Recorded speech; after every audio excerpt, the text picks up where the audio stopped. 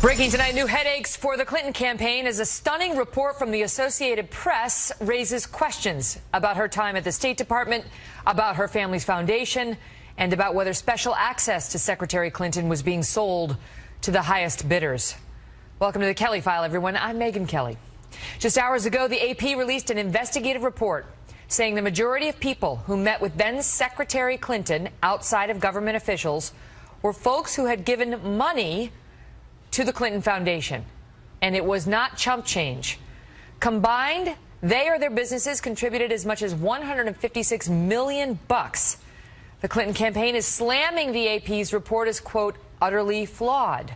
But this comes on the heels of another report showing Mrs. Clinton's top aide, Huma Abedin, giving preferential treatment to donors at the specific request of the Clinton Foundation. And just one day after her rival, Donald Trump, demanded a full-fledged investigation into this. The amounts involved, the favors done, and the significant number of times it was done require an expedited investigation by a special prosecutor immediately. In moments, we'll be joined by Republican National Committee Chairman Reince Priebus to hear what he's calling for. Plus, we'll speak with nationally recognized law professor Jonathan Turley about whether this meets the standard for a special prosecutor. But we begin with Trace Gallagher, who's at our breaking news desk, to walk us through these new details. Trace? Megyn, the Associated Press tried to get these documents 3 years ago, but ran into a series of delays and eventually had to sue the State Department in federal court. After finally receiving calendars and schedules during Hillary Clinton's time as Secretary of State, the AP focused only on meetings she had with people not associated with the U.S. or foreign governments. And here's what they found. Of the 154 people from private interests who met or had phone conversations with then Secretary Clinton, 85 of them gave to the Clinton Foundation for a combined total of $156 million. At least 40 of those people donated more than $100,000 each. 20 of them gave more than $1 million. There doesn't appear to be anything illegal about the donations, but as many point out, it certainly propagates the idea that getting a one-on-one with the Secretary of State is going to cost you. The Clinton campaign calls the AP numbers outrageous, saying, quote, "This story relies on utterly flawed data, cherry-picked a limited subset of Secretary Clinton's schedule to give a distorted portrayal of how often she crossed paths with individuals connected to charitable donations to the Clinton Foundation. Bill Clinton says if his wife wins, he would step down from the foundation and that it would no longer accept money from foreign groups or U.S. companies. But the Trump campaign says the pledge is simply exploiting a corporate loophole and would not affect donations to smaller charities tied to the Clintons. Here's VP nominee Mike Pence. They're essentially saying to their foreign donors that they can make a down payment on Clinton access in the next administration between now and Election Day. And the American people aren't having any of it. Experts point out that 6,000 donors have already given the Clinton Foundation some $2 billion, which, if she's elected, could lead to future potential conflicts. Megyn. Trace, thank you. Joining us now with more, Reince Priebus, chairman of the Republican National Committee. Mr. Chairman, good of you to be here tonight. Your thoughts on whether indeed it is time for a special prosecutor in this case and your proposal for getting around a clearly reluctant Justice Department, which would be needed to have one. Well, clearly, the DOJ can't investigate itself. The FBI already recommended an investigation of corruption in the Clinton Foundation. They declined to do it. Look, she's selling her time. She was selling her time as Secretary of State. So the question for the court is, our time. Is it legal? It's our time. She was on the clock for us. That's right. I mean, and so the question for the court is, and you're a lawyer, is it legal to sell time of a Secretary of State based on the size of a donation to a private foundation controlled by that Secretary of State? That's what she was doing, and it's very clear that she was selling her time. The part that's even you say more, it's very clear, but you correct me. There's an inference of it. There isn't the smoking gun. There's the Huma Abedin email to the Crown Prince of Bahrain, about him saying, "All right." She accepts an invitation from the Clinton Foundation head to get that guy a meeting. She's like, "All right, I'll take care. I got it." Right? Like I got it. But there's no. Right. Their point is, look, she met with a lot of people. Some happen to have had dealings with the Clinton Foundation, and to suggest that that's untoward or pay for play is unsupported. Well, I mean, you have to put the pieces together. Look, it took them 3 years to get these emails out there in the public, and everything points to the fact that she had people like Brand and Huma Abedin that were working as go-betweens. Huma was employed by both the Clinton Foundation and the State Department. Mm-hmm. They took anywhere from $21 to $65 million from countries in the Middle East that have horrible records against women and gays and everyone else in between. She set up they helped an owner of a soccer team to help on a visa, so he gave money to the Clinton Foundation to take care of the visa problem. I'd say you'd have a pretty good advocate for a visa problem if you could get the ear of the Secretary of State to take care of your problem. So your point is this was an abuse of power. It was corrupt, and it was an abuse of the power with which she was imbued, that she used it not to help the United States or the American people, but she used it to help herself, to help her foundation. She used it to help herself. And the donors she lined too. her own.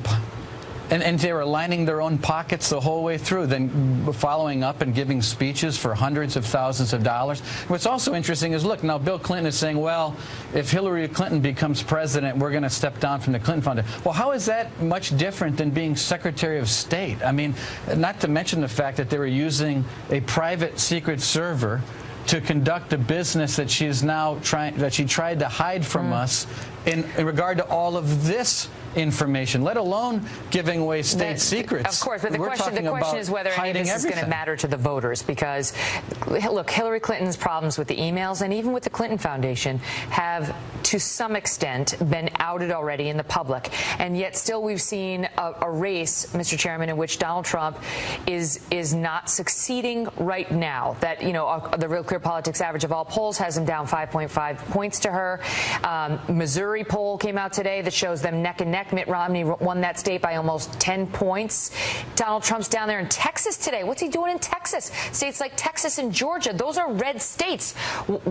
His critics say he's playing defense in all of these states where he needs to be playing offense, and she's got the better ground game. To all of that, you say what? So let me try to unwrap all of that real quick.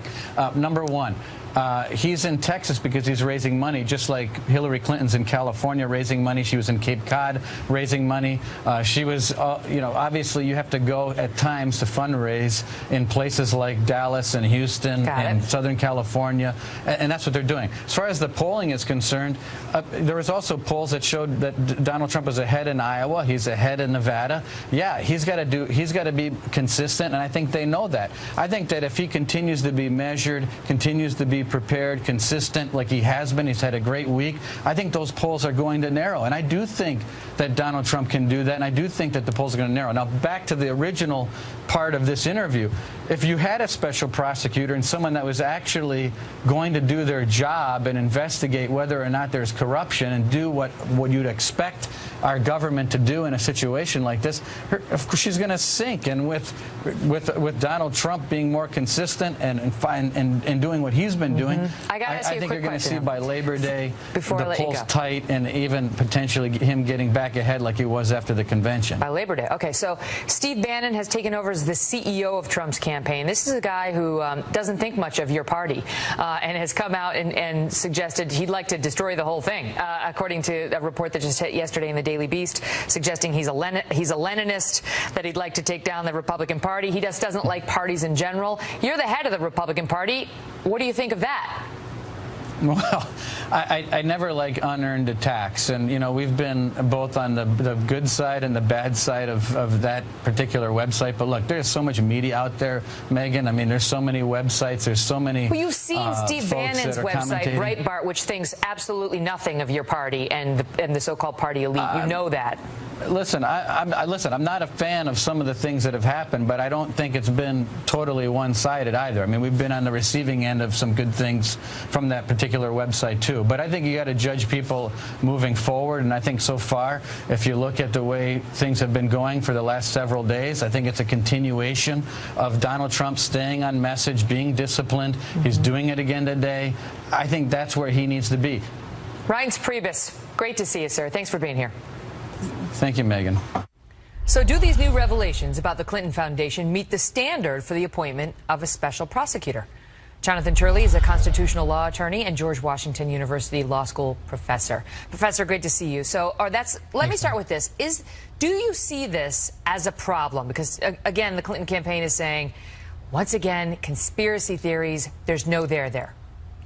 No, I don't think anyone can objectively look at the Associated Press report and not believe that there's a serious problem here. I mean, you have a great number of people that have business with the State Department giving money to the foundation, some pretty disreputable people doing so, and gaining what appears to be special access.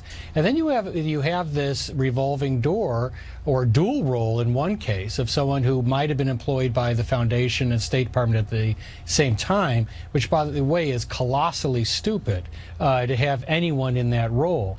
But all of that creates a foundation for these allegations of whether you have a pay-to-play scenario.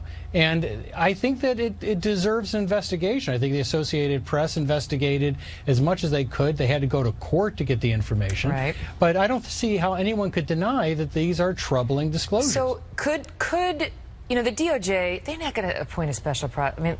I mean, you tell me, are they going to appoint a special prosecutor? And could the DOJ do it itself? The investigation? Well, the Department of Justice has a rather dismal record, and I'm not just speaking about the Obama administration, during the Bush administration. In the last few decades, they have had a terrible record in terms of applying laws evenly to high-ranking people as they do to ordinary people. And I really don't think it's much of a record to brag about. And so they have little credibility with some people when it comes to very powerful individuals.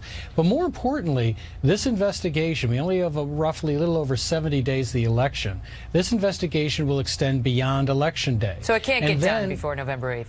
It very likely would not be, but then you would have some serious conflicts there. If, in fact, the next president is Hillary Clinton, that would tend to favor a special counsel. But more importantly, any investigation into the foundation, and people at the FBI clearly indicated that they wanted to investigate aspects of the foundation, but any investigation is going to involve high-ranking officials and also foreign interests that are very important to the United States. I think the appearance alone says that the public interest would be served with the appointment of a special counsel. And the odds of that happening are probably not high, to be charitable. Professor Turley, great to see you. Thank you, Megan. Also tonight, Mrs. Clinton's medical history was back in the news today, and Dr. Mark Siegel is next on the health questions. Good thing he takes insurance. Before Karl Rove and Mo Alithi join us on how this plays with voters. Wait until you hear their take on Hillary Clinton's health issue. That is a campaign issue. Plus, Donald Trump making news tonight with new remarks about softening his hardline position on immigration. The fallout from that just ahead. Is there any part of the law that you might be able to change that would accommodate those people that contribute to society, have been law-abiding, have kids here?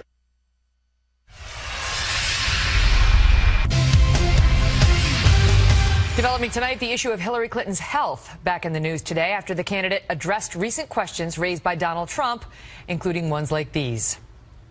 To defeat crime and radical Islamic terrorism in our country, to win trade in our country, you need tremendous physical and mental strength and stamina. Hillary Clinton doesn't have that strength or stamina, believe me. Clinton, who sustained a concussion as Secretary of State, used a little bit of humor to dismiss Trump's claims during an appearance last night on Jimmy Kimmel Live. Take my pulse while I'm talking to you. Okay. Sure, I'm alive. Oh, my God, there's nothing there. There's nothing there. It's, back in October, the National Enquirer said I would be dead in 6 months. So with every breath I take, I feel like it's a You have a new lease on life. Yeah. Well, it's funny, I don't know why they are saying this. I think On the one hand, it's part of the wacky strategy. Just say all these crazy things and maybe you can get some people to believe you. On the other hand, it just absolutely makes no sense. I don't go around questioning Donald Trump's health. I mean, as far as I can tell, he's as healthy as a horse. In addition to Mrs. Clinton's own defense, a number of major media outlets are now attacking anyone who asks the health question as a, quote, birther spreading crazy conspiracy theories. Let's take a little walk down memory lane, shall we? Back to 2008. And what some big-name journalists were then saying about then 72-year-old Senator John McCain. Is McCain simply too old to get elected? If it's John McCain's health we're talking about, and he's running for the highest office in the land, his health, with limits, becomes the public business. This is a person who's had 5 different skin cancers, 4 melanomas, and then we found out today that he had a squamous cell carcinoma as well. How concerned are doctors that this skin cancer may in fact return? Joining me now, Dr. Mark Siegel, NYU professor of medicine and Fox News medical correspondent, and he was actually part of a team of medical professionals tapped to answer questions about John McCain's health. Doc, great to see you. Great to see you, Megan. So, I mean, those journalists were right. We had a right to know about John McCain, who wanted to be the commander-in-chief, and we have a right to know about Hillary Clinton and Donald Trump, do we not? Yes, we do. And I think what happened in 2008 is we changed the bar. We put it in a different place because the public these days is all about disclosure. It's all about transparency. So we essentially said if somebody's around 70 and they have significant health history, we want to know. His last melanoma had been 8 years before, but 22 journalists, and I was one of them, looked over 1,100 pages that he released to a private viewing and reassured ourselves that he wouldn't have a melanoma coming back soon. I remember when you did that. There was something about like some sun damage on his bottom that you can't unsee that once the image goes in your head. But I thought for parity's sake after that, we would then get full records released in people that were around 70 or had significant health but neither candidate has done it. She hasn't done it. He hasn't done it. She's released more than he has. Hillary has more than Trump. He's got some letter from some doctor, Harold Bornstein, who says Trump will be the healthiest individual ever elected to the president. Yes, right. Thank you. And Trump says my records show perfection, according to this guy. Okay, so this is the situation in which we find ourselves. You tell me whether you've seen anything publicly that suggests to you she has got some deeply concerning medical condition. I don't believe that doctors should speculate. I think when we do that, we undermine our own authority, and in a way, it's against our oath. What I think is if she has a significant history, like a fall in 2012 and a concussion and a blood clot outside the brain that she's now getting blood thinners on for life, I think that raises a question enough so that we would want to see more of her records if she would release them. Similarly, Donald Trump being around 70, not sleeping well at night, and eating a lot of junk food, he readily admits, I want to see his records as well. I think a team of doctors or media people should be able to get private showings of these records, same as we did in 2008. Same as, if you asked an accountant, Megan, you said to an accountant, how are their taxes? The accountant would say, I can't tell you, look at their taxes, right? Same with health records. We want to actually see the records. You don't want sweeping conclusions. You want the evidence that form the basis of those conclusions so you can make up your own mind. Absolutely. I don't see anything to doubt either one of these candidates. I just want to see more information. Dr. Siegel, great to see you. Great By the way, look what Dr. Siegel brought me back from Russia. He saw I was drinking coffee, and he decided to upgrade it for me. The best. Interesting choice. Thank you. That's the best. Thank you, Dr. Siegel. Great to see you. Joining me now is more Karl Rove, former Deputy Chief of Staff under President George W. Bush and a Fox News contributor, and Mo Alifi, former Senior Spokesman and Traveling Press Secretary for Hillary Clinton's 2008 presidential campaign. Good to see you both. Karl, you know, it's interesting to see everybody come out and say, we need this John McCain, we got to get to the bottom of that. But now we've seen so many in the media say, come on. Lay off of it. Now, I agree with when it comes to the fake medical reports that have been out there about her, but we're allowed to ask questions about her health. Oh, sure. And look, in previous elections, I remember in 2000, we went through this exhaustive process with the New York Times where we had to make available every health record of Governor George W. Bush of Texas. They had to be looked at exhaustively by a fellow who had done this for 20-some-odd years for the Times and examined by other physicians. It wasn't pleasant, but frankly, it was part of the process. And that's been the way in most modern elections. 1996, Bill Clinton stiff-armed the New York Times for months. We knew more about the health records of Bob Dole, a World War II veteran, than we did about the baby boomer Bill Clinton. But I think both candidates ought to accept the fact that that kind of scrutiny, I don't know if the Times is now prepared to do it, but that kind of scrutiny is necessary in the modern campaign. Mo, do you agree? Yeah, I think it's totally legit to want to take a look at the health records and background of candidates, and that's totally something that voters rightfully ought to have information on, and it's a legitimate question for them. Having said that, it is not legitimate to be out there spreading false stories about a candidate's health that have no basis in fact. Okay, but let me ask you, reality. let me stop, because there's some crazy right-wing, like really far right-wing websites that came up that apparently made fake health documents for Hillary Clinton under her real doctor's name. The doctor came out and said those are completely false. They misstated her title. I mean, they're just bogus. But let's take it a step back from that, because you've had people like Rudy Giuliani out there saying she looks sick. Just Google Hillary Clinton and health, and you'll find. Is your view on that? Yeah, that's ridiculous. And I agree with the doctor you just had on, who said it does undermine the whole process. It undermines the way we look at this whole thing. I mean, the stuff that's coming out of not just far-right websites, the stuff that's coming out of, not just out of Trump's surrogates' mouths, but even some of the things that the candidate himself is saying, I think, are really unfortunate and do a disservice to this whole conversation. Questioning her stamina? Donald Trump questioning her stamina, saying that she is not mentally or physically prepared or has the stamina to do the job. You know, look, Donald Trump, you got a problem with Hillary Clinton. You have an issue with Hillary Clinton. You have plenty of issues to differentiate yourself on. Do it that way. Carl, but to manufacture something about her health. Part of what's going on here, Carl, you tell me, is that there have been questions, in particular after she had that concussion and she had the glasses on for the double vision, and some of the comments that were made back then that raised real questions about what had actually happened to her then. Yeah. Well, think about that. Absolutely right. She has a concussion on the 13th of December, falls down and has a concussion, but we're not told about it until the 15th of December, 2 days later. We're told on the 25th that, or excuse me, I actually got this written down. The on whiteboard, the 20th, we're told, on the health whiteboard. We're told on the 28th. We're told on the 28th of December that she's going to be back to the office next week. On the 30th, she's hospitalized with a blood clot, but we're not told about it until the next day. 2 pages. She leaves the hospital on January 2nd. On January 7th, they say she is fully recovered, and they have a photo op, but she's not fully recovered. On the 23rd of January, 2013, she shows up at the Benghazi hearing wearing Fresnel prism glasses that help people who've suffered a concussion or traumatic brain injury get their vision right. She appears on 60 Minutes interview with President Obama, again with the glasses. It takes it over 2 months for her to get rid of the glasses. In fact, the next year, her husband, Bill Clinton, says it was terrible. The concussion required 6 months of very serious work to get over. That's what he admitted a year later. So, you know, when people have it, I remember when President Bush ate the pretzel and collapsed. We had to make every record available. We had to provide doctors in extremis to the press. And when she misled the American people, or people on her behalf misled the American people about the seriousness of that concussion, it does create some doubts. Now, I'm separate that from the arguments that Trump makes about her, you know, can she, as she up for the rigors of the presidency? People have made that argument back to John Adams and Thomas Jefferson. Okay.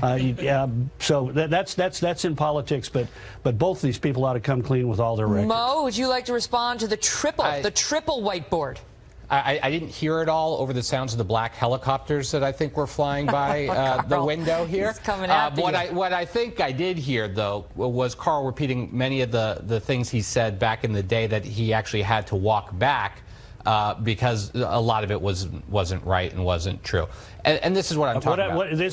This is absolutely true. The president, the Secretary of State, allowed her people to mislead the American people about the seriousness of her concussion. No. The insinuations that you're making there, the insinuations that Donald Trump making there, there's very little difference between the two. I'm not insinuating anything. I'm not insinuating anything. No, nobody can understand when you talk over each other like this. I'm not insinuating anything. I am saying Her people did not tell the American people the truth about her concussion, and misled the people, delayed providing information, and then her husband admitted that it had taken her 6 months to get back on. Gotta leave it at that. We appreciate you doing the writing on your whiteboards and something better than Dr. Scratch, so we could actually read it.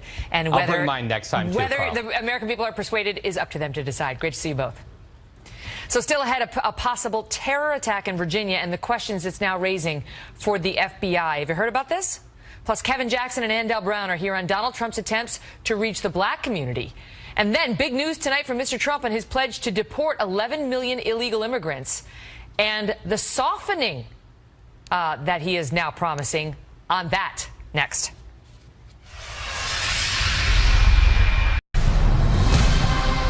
Breaking tonight after watching Donald Trump spend the last 10 days making appeals to inner city communities, we're seeing yet another shift in tone as he reaches out to another minority group, this time on immigration. Trump was speaking with our own Sean Hannity just a short time ago when he revealed that he is softening what has become one of his most popular policies.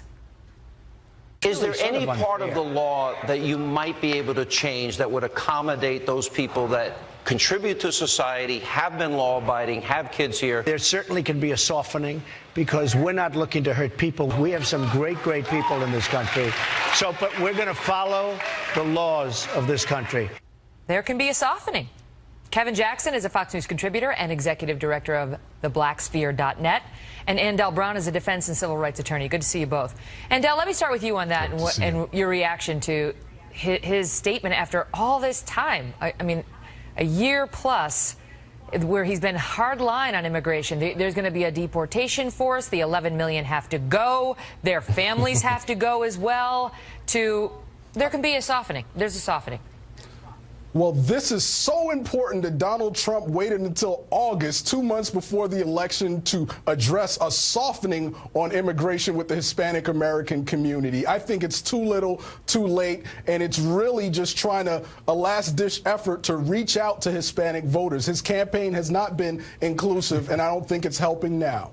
Kevin, his numbers with African Americans are dismal. His numbers with Hispanics are dismal. His numbers with women are dismal. And there is an article in the Washington Post tonight talking about how he is now trying to sort of erase the impression that people have that he is, quote, racist with all three of those groups. Well, I think it's ridiculous that anybody would think that Trump is racist. He's taking a stance that many Americans believe.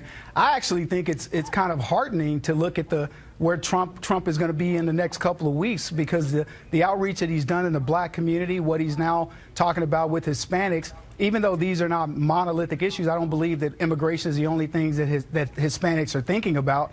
But I think that the fact that he is reaching out and talking about these issues and giving it a bit of a deeper dive is interesting. I think what's more funny is watching the left have a conniption because they've had a monopoly on the black and Latino vote for quite some time. And now here's a Republican who's able to reach him without the long arm of the media stopping him. So I think it's going to be fun to watch in the next few weeks. Andel, you know, he's reaching out not only the Hispanic community and that, you know, already he's getting blowback. I mean, Ann Coulter, she's hardline on immigration, and she has been forever. She just said the following over on MSNBC. Listen. How's it different than Obama? How's it different from all the candidates he just beat? I go through. That's one of the 5 talking points every politician says. He's going to deport the felons. Well, it's very different from the actual policy, but they all say that, and it just sounds very consultant to me. This could be the shortest book tour ever if he's really softening his position on immigration. She's on a book tour. She's basically saying, I don't want to see that. And the question is whether this might erode some of his core support with that base he's done such a good job of cultivating. Actions speak louder than words, and when it comes to African Americans, black women are the leading group when it comes to college enrollment in this country. Black men not that far behind, both ahead of Trump's base of white males. We are more than poverty, crime, and violence, and that seems to be all Trump can address when he's talking about black people. We're not lining the gutters of America waiting for Trump to save us. We're doing fine, and we're making progress on our own. He needs to have a better pitch than "you're doing so so bad. How much worse can it get? We need him to tell us what he's going to do and to address Kevin, the issues. He's referring to the fact that Trump came out yesterday and said, "What the hell do you have to lose to the black community? Like, come with me, vote for me." But you got to give him some credit for reaching out to these groups, do you not? I mean, he's struggling with African Americans and with Hispanics. No, Megan, but he's trying. Megan, great soundbite. Great soundbite for Trump to say. Participation trophy. To say that because he's exactly right. He's exactly right. The Democrats have effectively ruined the black community. We could look. There's a lot of things going on that are great in the black community. The problem what is he going to do only to a handful fix it? of them That's are getting the question. it. And the problem is that when you talk about things like black neighborhoods, you shouldn't even be saying things like black neighborhoods, black schools. We all know what that implies. These are the worst of the worst. When we look at criminality, when we look at jobs, all of it is bad. It's all under Obama, and it's all in big cities run by Democrats. So Trump is exactly right to bring this to the fore, because you know what? Democrats believe that blacks are the sacred cows that are going to come to the barbecue and eat like everybody else. It's time we barbecue the sacred cows, and Trump is actually making an impact. Well, I will tell you, the internal polling we're told in the Trump campaign shows that he's got an opportunity. What Trump is about, and he's appealing to a different base. He doesn't care about black people's votes. Well, the internal polling appears to show that there's some room with the African-American voters because many are dissatisfied with the Clinton policies on crime from the Bill Clinton administration. I got to go. Great to see you both. So the key question in this race is this. With 76 days left, 76, can you believe that? I know. And Hillary Clinton holding a lead in the swing states, what does Mr. Trump need to do to catch her? Is it historically possible? Some answers next. Plus, a possible terror attack in Virginia by a man who was on the FBI's radar for months. Have you heard about this? We'll investigate how this happened in moments. As far as we can tell, there was no connection between the victims and the suspect. They had never seen him before. It appears to us to be a random attack. Breaking tonight, 76 days to go until the 2016 election. And Hillary Clinton is ahead of Donald Trump by more than 5 points in the Real Clear Politics average of national polls. Plus, a new poll from Virginia tonight has the Democratic nominee with a 19-point lead in a state where the two candidates were tied just 3 months ago. Joining me now, the publisher and co-founder of the best website on the internet, realclearpolitics.com, Tom Bevan. Tom, great to see you. 19. I mean, the bottom line is if she can win Virginia and North Carolina, he can win Florida and Ohio, and he could still lose. Correct. I mean, I think for Trump, it all starts and ends in Florida. If he can't win Florida, it's over. Beyond that, he's got to win. He has to keep North Carolina in the Republican column, which Mitt Romney did barely in 2012. And then he has to win Ohio and Pennsylvania, and that will get him there. He doesn't have to win Virginia necessarily. But look, we are seeing Clinton's lead in some of these states balloon. You mentioned Virginia. Colorado's the same thing. Pennsylvania is now over 9% in our Real Clear Politics average there. So, and even Florida and Ohio are now in the 5% range. Clinton leads. And okay, so but Trump has lost ground. That provides some of the context of what we've been discussing in this show, which is an evolving Donald Trump on certain issues and a softening on some of his core positions and an attempt to reach out beyond that core base, that which he points out would never leave him even if he shot somebody in the middle of Fifth Avenue, right? So that's what's going on. But you tell me historically whether somebody who is where Hillary is has gone on to lose in this country, you know, this close to the election. Well, certainly, if you go back and look at the 2000 election, Al Gore came out of the conventions there with a 7-point lead in the Gallup poll. In October, Bush had taken a double-digit lead in that poll and went on to basically he won the election but lost the popular vote by 500,000 votes. So, I mean, we do have examples in history where people have made up ground. Gerald Ford, for example, in 1976 was down 15 points after his convention and ended up losing, but only by 2 points. So, but the problem for Trump now is in the post-2000 period where the country is so evenly divided and we're much more polarized and partisan now, are there that many persuadables for Trump to win back at this point with only 11 weeks left? And that remains an open question. And yet there may be some big event. I mean, there can be, God forbid, there's a terror incident or this email dump, you know, from the DNC involving Hillary Clinton. I mean, there could be a game changer still. So many unique things about this election, Megan. There are events. We have two candidates now who are the least well-liked in history on honest and trustworthiness and a whole other things. Donald Trump, Republicans have never nominated someone without elective experience other than a war hero. So there are just a lot of potential vulnerabilities and twists and turns, I think, left in this race. What would you give where would you put the odds? Like, what percentage would you say Trump has of winning at this point? I mean, look, given where things stand right now, you know, he's behind the 8 ball. I mean, he's got to start making it brown. He's got to start making it I won't hold you to it, but as of this point in time. You know, given where things stand right now, I'd say maybe 25, 30%.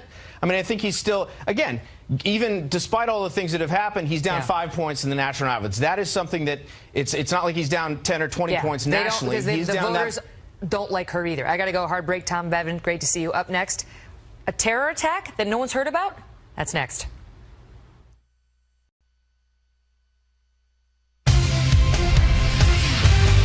After days of attacks from Donald Trump, President Obama today finally made a trip down to Louisiana to survey the damage from flooding that began nearly 2 weeks ago. Trump was earlier suggesting it was too little too late and doubling down on his suggestion that President Obama should have cut his vacation short to make this visit. But the president was suggesting his trip was about more than a photo op. Even after the TV cameras leave, the whole country is going to continue to support you and help you until we get folks back in their homes and lives are rebuilt. And the reason I can say that with confidence is because that's what Americans do in times like this. For more information on the story and how you can help, go over to our website, which is foxnews.com. Well, we are also tracking developments tonight from Virginia, where the FBI is investigating a possible ISIS connection after a brutal stabbing in Roanoke, Virginia. The suspect, by some accounts, attempted to travel to Syria and was on the FBI's radar screen. So how exactly was he able to carry out an attempted stabbing? Trace Gallagher has the latest. Trace? Megan, the FBI knew about this guy, but he had no criminal history. And so far, ISIS has not claimed responsibility for the attack, but investigators are looking into whether it was ISIS-inspired. It happened in Roanoke County, Virginia, about 250 miles south of D.C. A man and woman walking into their apartment complex when they were ambushed by a man with a knife, screaming, Allahu Akbar. Both victims were severely wounded, including a neck wound to the male victim, though authorities do not believe it was an attempted beheading. The man was able to fight off the attacker. Now listen to the 911 dispatcher.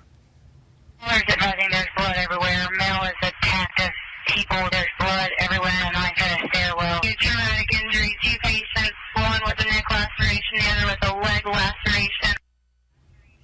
A man matching the description of the suspect later walked into the same hospital where the victims were taken. He was arrested and identified as 20-year-old Wasil Faruqi, who reportedly has been on the FBI's radar for months and is believed to be self-radicalized. Investigators say Faruqi traveled earlier this year to Turkey and may have tried to sneak into Syria. Police say both victims are Muslim, but they do believe the attack was random. The FBI is now looking at Faruqi's computer and his social networking footprint to see if there has been any contact overseas. Faruqi is being held without bond tonight, Megan.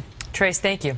Joining me now with reaction, Dana Lash, host of Dana on the Blaze TV, and Nomiki Konst, executive director of the Accountability Project. Great to see you both. So thanks, this is not clear, Dana, right? They're saying maybe he was mentally disturbed. That's the most likely explanation according to the investigators.